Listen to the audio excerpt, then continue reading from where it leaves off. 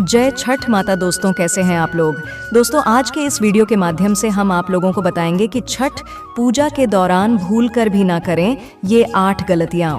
तो आखिर वो कौन सी ऐसी 8 गलतियां हैं जो कि छठ पूजा के दौरान आपको भूल कर भी नहीं करनी है। चाहे आप छठ व्रत कर रहे हो या नहीं भी कर रहे हो, फिर भी आपको ये गलती भूल से भी नहीं करनी चाहिए। लेकिन मेरे साथियों, वीडियो स्टार्ट करने से पहले आप लोगों से रिक्वेस्ट है कि अगर अभी तक आपने मेरे इस सन्यासी जी के चैनल को सब्सक्राइब नहीं किया है तो चैनल को सब्सक्राइब कर दीजिए और छठी मैया को समर्पित इस वीडियो एक प्यारा सा लाइक जरूर कीजिएगा। तो दोस्तों, आपको बता दें कि साल में 2 बार छठ पूजा आता है, एक कार्तिक माह के महीने में और दूसरा चैत के महीने में।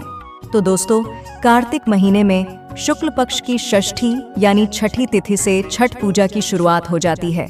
यह पर्व 4 दिनों तक मनाया जाता है। आपको बता दें कि साल 2024 में कार्तिक छठ पूजा का पहला दिन नहाए खाए 5 नवंबर 2024 मंगलवार को है। छठ पूजा का दूसरा दिन खरना 6 नवंबर 2024 बुधवार को है। छठ पूजा का तीसरा दिन संध्या अर्घ्य 7 नवंबर गुरुवार को है और छठ पूजा का चौथा दिन उषा अर्घ्य 8 नवंबर शुक्रवार को है।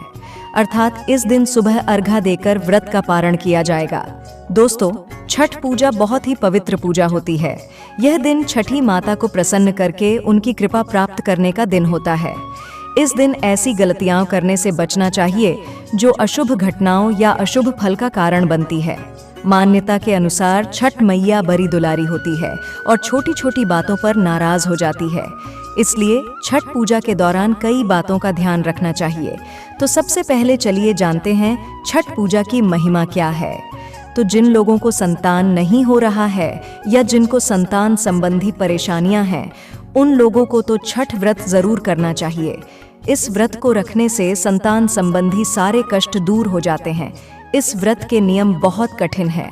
मान्यता के अनुसार भले ही आप छठ व्रत ना कर रहे हो, लेकिन इन दिनों आपको भूलकर भी मांस, मदिरा, प्याज और लहसुन का सेवन नहीं करना है। घर का कोई एक सदस्य भी अगर छठ व्रत रखा हो तो नियम पूरे परिवार को मानना पड़ता है। स्वच्छता एवं शुद्धता का पूरा ध्यान आपको रखना है। पूजा सामग्री को तो भूल कर भी बिना स्नान किए और शुद्ध वस्त्र धारण किए नहीं छूना रहता है। प्रयास करें कि व्रती को जमीन पर ही केवल कंबल डालकर सोना है, क्योंकि कंबल को शुद्ध माना जाता है। पलंग पर इन 4 दिनों में सोना वर्जित होता है। ब्रह्मचर्य का पालन परिवार के सभी सदस्यों को करना है। पूजा में इस्तेमाल करने वाले सारे बर्तन पीतल के होने चाहिए। यहाँ तक कि आप सूर्य देव को जो अर्घ्य देंगे, अर्घ्य का लौटा भी पीतल का ही होना चाहिए। भूलकर भी आप स्टील के या प्लास्टिक के बर्तन से आप सूर्य भगवान को अर्घ्य नहीं देंगे। बांस की टोकरी और बांस की सूप का विशेष प्रयोग होता है। तो छठ पूजा में आपको ये बात ध्यान रखना है, क्योंकि अर्घ्य का जो सामान होता है वो बांस की टोकरी में ही रखा जाता है। नहाए खाए के दिन व्यक्ति को अरवा चावल, चने की दाल और लौकी की सब्जी खानी चाहिए।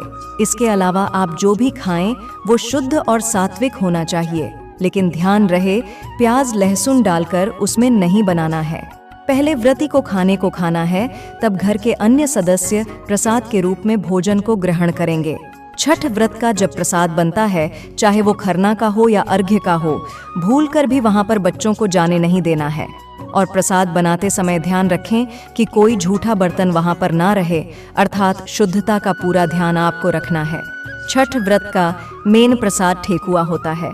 ठेकुआ बनाने के लिए जो गेहूं धोया जाता है और सुखाया जाता है, उसमें भी शुद्धता एवं स्वच्छता का ध्यान रखना है। ध्यान रहे कि कोई भी चिड़िया इसे जुठा ना कर दें। छठ पूजा में केले का पूरा गुच्छा चढ़ाया जाता है और साथ ही गन्ना भी अर्पित किया जाता है। 5 प्रकार के फल रहते हैं टोकरी में। अनानास, बड़ा नींबू, मूली, सेब, सिंघारा, अदरक, कच्ची हल्दी, नारियल इत्यादि रखते हैं। पूजा के 4 दिनों तक आपको कोरे यानी कि नए वस्त्र पहनने हैं। चूड़ियां भी आपको एकदम नई पहननी होगी और साथ ही छठ मैया की मनौती को भी भूलना नहीं चाहिए। जो अपने मनौती मानी है उसे जितनी जल्दी हो सके पूरा कर लेना चाहिए। अर्घ्य देने के लिए जो आप प्रसाद बना रहे हैं, अर्थात तैयार कर रहे हैं, तो आपको तब तक कुछ नहीं खाना है जब तक कि प्रसाद पूरी तरह से तैयार ना हो जाए। अगर आप प्रसाद बनाने में व्रती की मदद कर रहे हैं तो पूरी शुद्धता के साथ आप वहां पर प्रसाद बनाने जाए। दोस्तों, छठी माता की पूजा में कई प्रकार के फल अर्पित किए जाते हैं।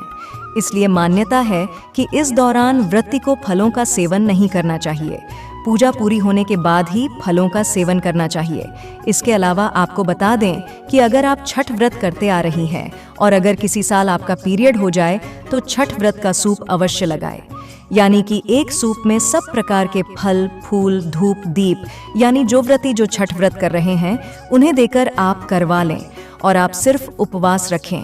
इस प्रकार से आपका छठ व्रत भंग नहीं होगा। मेरे प्यारे साथियों, अगर आप चाहते हैं कि आपको भी छठी मैया का आशीर्वाद मिले तो छठी मैया को समर्पित इस वीडियो को सच्ची श्रद्धा से लाइक जरूर करना। और मैं उम्मीद करती हूँ कि आज की जानकारी आपको पसंद आई होगी, तो चैनल को सब्सक्राइब जरूर कीजिएगा। इसके बावजूद अगर आपके मन में कोई सवाल है छठ व्रत को लेकर तो आप कमेंट बॉक्स में कमेंट करके पूछ सकते हैं। मैं उसका उपाय जरूर बताऊंगी। जय छठी मैया दोस्तों, धन्यवाद।